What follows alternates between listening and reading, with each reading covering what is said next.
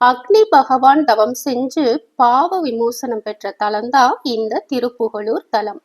இங்க இறைவன் சந்திரசேகர் உருவத்துல எழுந்தருளி அக்னி பகவானுக்கு காட்சியும் கொடுக்கிறாரு. இங்க இருக்கிற அக்னி பகவான் விக்கிரகம் ரொம்ப அபூர்வமானது. அது மட்டும் இல்லாம வேற எங்கேயும் இதை பார்க்க முடியாது. இந்த தலத்துல மட்டும்தான் பார்க்க முடியும். இந்த அக்னி பகவான் விக்கிரகம் 2 முகங்கள், 7 கைகள், 7 ஜுவாலை, 4 கொம்புகள், 3 பாதங்கள் உடையவரா காட்சி தர்றார். இப்போ இந்த கோவிலோட ஸ்தல வரலாறு என்னன்னு பார்ப்போம். அசுர வம்சத்தை சேர்ந்த பானாசுரனுடைய தாயார் மாதினியார். இவர் ஒரு தீவிரமான சிவபக்தை. தன்னோட தாய் செய்யற பூஜைக்காக தாய் இருக்கும் இடத்துக்கே தினமும் ஒரு புது புது லிங்கத்தை கொண்டு வருவான் பானாசுரன். இத ஒரு வழக்கமாவே வச்சிருக்கான். அப்படி ஒரு நாள் விண்ணில் பறந்தவன் இந்த திருப்புகலூர் லிங்கத்தோட அமைப்பை பார்க்கறான். அந்த லிங்கத்தால கவரப்பட்ட அவன் இதை பெயர்த்தெடுத்துட்டு போய் தாயார்கிட்ட கொடுத்தா அவங்க ரொம்ப சந்தோஷப்படுவாங்க அப்படின்னு நினைச்சு பானாசுரன் அந்த லிங்கத்தை எடுக்க முயற்சி பண்றான். ஆனா எவ்வளவு தோண்டினாலும் லிங்கத்தை அசைக்க கூட முடியல.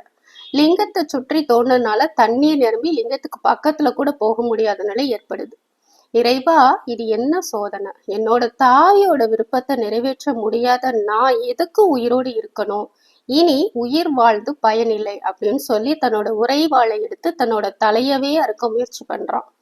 அப்போ ஒரு அசரீரி கேட்குது, பானாசுரனே, நானே உன்னோட தாயார் பூஜைக்கு எழுந்தருள்வேன் அப்படின்னு சொல்றாரு.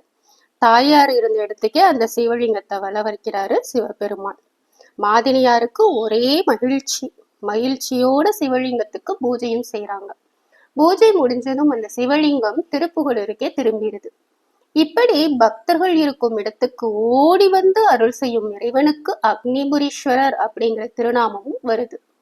இறைவன் சுந்தரருக்கு செங்கல்லை பொன்கல்லாக ஆக்குன அற்புதமும் நடந்த தலமும் இதுதான். அதனால வாஸ்து பூஜைக்கு இத்தலம் மிகவும் விசேஷமானது. திருநாவுக்கரசர் முக்தி பெற்ற தலமும் இதுதான். இங்குள்ள அம்பாள் கருந்தார் குழலி.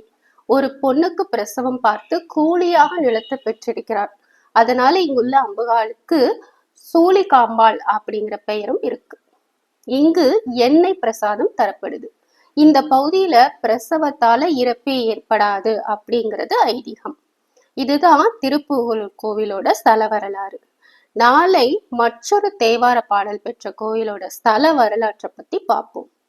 ஓம் நம சிவாய.